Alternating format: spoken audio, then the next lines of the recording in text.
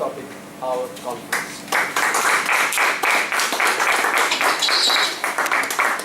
Mr. Toastmaster, gentlemen, this is not a prepared speech. I'm going to handle it not unlike the way tabletop is examining.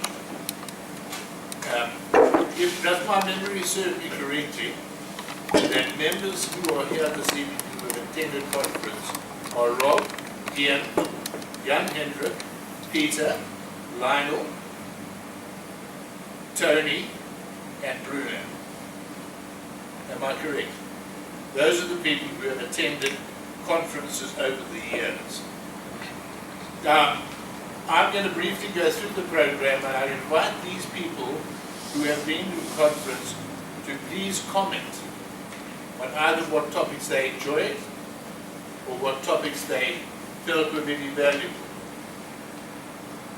And this varies a great deal because someone will tell you that the pleasure of conference was making new friends.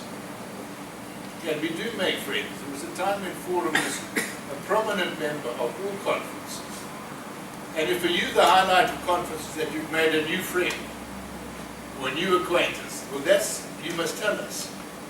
So please interrupt me and please chip in if you want to make some sort of comment on the thing that you particularly enjoy. On Thursday, that's tomorrow, we have the table topics contest at 18:40. Perhaps I can comment on that because I've taken part in the table topics contest at district level twice now, and I have come twice at that competition. So I'm not entering this year, given up entering the table topics. And then we have on Friday morning, the official opening and the flag raising ceremony. And perhaps Mr. Flint, who's been to the flag raising ceremony in the United States, and to many of them in South Africa, would like to tell us what is the official opening and what is this flag raising ceremony. Well, Mr. Bowker, as you know, as you alluded to, the Toastmasters conference is a gathering of Toastmasters, members of the different clubs of District 72. And District 72, one of our, I think, 78 districts worldwide, consists of a number of countries: Malawi, Botswana, Zimbabwe, Zambia, Mozambique, Namibia, and Toastmasters will come from all these particular countries as part of District 72 and gather at the beginning of the conference, and part of the celebration is for selected members from those countries to march in with their particular flag so that their particular country is represented as District 72, part of District 72 in the august worldwide organization, our national conference. Thank you.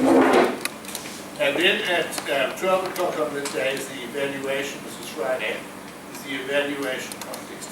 Jan Hendrik, maybe you'd like to share with us something, having been there, something about the evaluation contest. How does it operate? Thank you, Mr. Bowker. Yes, the contest on district level is essentially exactly the same as it is on club and area level and division level, but it is just a level higher. It is really quite difficult, and it's a big audience, and that's perhaps one of the things that I think is what you get almost as a side effect to when you go to a conference, and that is just seeing for yourself what Toastmasters Southern Africa is really about, because we come to this club every second week and we know the people in the club and we have our ways of doing things and our traditions, but in a sense our view is limited. So like when going overseas, you might go for a business trip or to take in the sights. The side effect of that is broadening your horizons by seeing just small things that happen that you realize, oh, I've never thought that something could be done that way.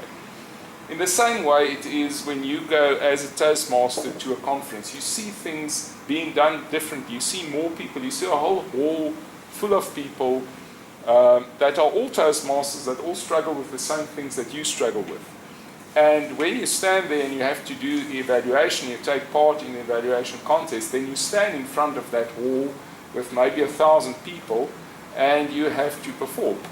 And that is quite daunting, but it is a great experience, and for the audience, it is really memorable because you hear speeches that are really excellent, and from that you take a lot. How many contestants do you have? For District 74, I think it's about 8. It depends on the number of divisions, and I think there are about 8 of them there. So you're speaking, first of all, there are 8 competitors, contestants, should I say, and as Jan Hendrik has suggested, you're speaking to a very big audience. And it's also good training. In Cape Town last year, when I took part in the impromptu, it was only 4 or 5 rows, but they went from there to there. So you had a very wide span to which you had to speak. Then on Saturday is the district council meeting. And I need to ask Mr. Flint, is this where we vote for the incoming national executive at the council meeting? As you answer your question, Mr. Bowker, we on a perhaps every second, third meeting have a business meeting. And that's another learning curve within Toastmasters. We practice the art of chairmanship, parliamentary procedure, if you like. And this council meeting is where the district governor and his executive are in charge of the district council meeting. And each club has 2 representatives, that of the president and the vice president of education, are entitled to 2 votes at this particular district council meeting. And the new executive for the incoming year, being that a district governor or district director as it's now called, and all those who serve on his panel or his her panel are then voted upon, and we as a club have 2 votes to view our selection from that perspective. But more than anything else, it's the biggest learning curve that one gets. I mean, this is parliamentary procedure at its best, because you have some individuals who try and rock the system, pose questions to the district governor, and he usually has a parliamentarian to help him and assist him in making decisions and so forth. But it is a huge learning curve just to experience, just to be part of the actual council meeting, and for a president and for a vice president of education, a huge opportunity for him to represent our club. One more question, Mr. Flint. I'm now nominated to serve on the new national executive. I have an opportunity to present myself in 2 minutes to say why I think people should vote for me. And it's very interesting to hear people's motivation and their promises that they are going to make. It was decided at our meeting a few days ago that this club will be represented by, I think it was Sam and Monique, but the 2 top people in the new executive, in the incoming executive, will represent us, represent Forum at the district council meeting. These 2 people must then carry with them a proxy. And if you want to see what the proxy is, go onto the computer, go to Toastmasters, and you'll see the proxy form.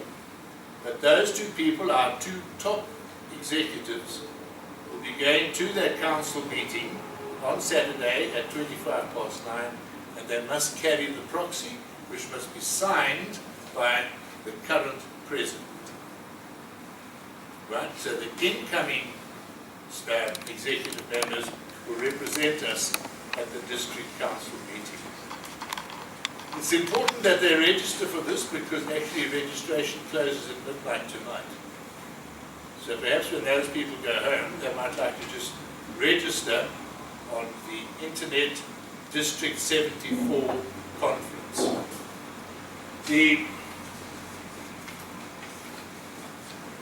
Who are they going to vote for? I tried to find on the internet who was standing for office, and I couldn't find it. So I think our two representatives need to talk to people for whom we have a great respect, and I can think of no one better than Lynette Vermaak. And at the Cape Town conference, I sat next to Lynette Vermaak, and she said, vote for this one, vote for this one, vote for that one. So you don't go there completely blind. And Lynette Vermaak would be an excellent ally to have in that area. Then we come to the International Speech Contest. That's the highlight perhaps of the whole weekend. That's on Saturday. Peter Miller, perhaps you'd like to tell us something about the International Speech Contest.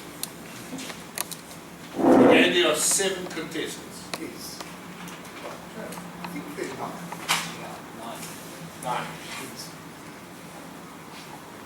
For me, the best part of attending a conference is the competitions. The rest, I'm medium about it. But those competitions actually teach you something when you see how other people speak, how they do things, and how they prepare for it. And even the impromptu and the evaluation, they do preparation, they get their minds right.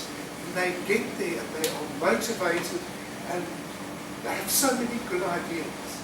And yes, if you can be there just for the competitions, that is to me the best part. To add what Peter says, is I will defy you to listen to the competitions and then judge correctly by yourself who's first, second, and third. Because, as Mr. Flint will tell you, he was a judge at one of the international contests in the United States, and he didn't get first, second, or third. He doesn't play the horses, so he couldn't get that trifecta out. A very interesting competition, and you will hear some superb speeches. There's no such thing as a weak speech at the international speech contest. On each day, there will also be motivational presentations. I've always enjoyed motivational speeches because while the person was talking, you are very impressed. You make all sorts of new resolutions, and then the next morning you can't remember what they said. You're just not quite sure what they were motivating. But there are very, very interesting motivational speeches. There are also speeches of educational nature where you can learn certain skills and certain aspects of Toastmasters. I've covered, I think, most of the things. There is, of course, the dinner on the Saturday evening, which is always a very pleasant affair. And then there's going to be a sort of a sundowner function also on the Saturday. I would encourage people to attend. Rob, is there something that you'd like to add about the conference? As a session leader, yes, I like the pomp and ceremony that is displayed at conference. Everything is worked out. The session leaders are superbly prepared because they'll be perhaps the master of ceremonies for the whole morning, as I remember it. And they'll introduce different speakers and different aspects, and they're polished and they dress smart. The whole idea of creating a setup where people go to perform, because that's what it is. It's really polished and it's exciting to go to a place like that and see these are professional. They are almost professional people, professional speakers. Because if you don't get professional speakers at a Toastmasters function, where will you get them? They're all there with the same idea. They all dared at some stage to dream of how they could be up on the let's say up on the lectern, speaking to 500 people. The energy that's there is something to behold. You can't imagine. Well, you could perhaps. You take 20 in a Toastmaster meeting and then multiply it by another 20. It's really fabulous to experience. You can't speak and understand by hearing other people tell you about it. To go to the conference is what it's all about. Thank you, Rob. And you can see the administration and the excellent administration. It's so well organized, so well structured that you would be tempted to think that it was designed in Switzerland or in Germany. Bruno, would you like to comment on the administration? Yes, Mr. Bowker, the clubs that have people that are in the contest, obviously it's a very good idea for fewer people in that club to go to the conference, because as Mr. Bowker said, and John Hendrik, when you're presenting your speech or evaluation and there's 1,000 people in the audience, it's nice to see a face or two that you recognize.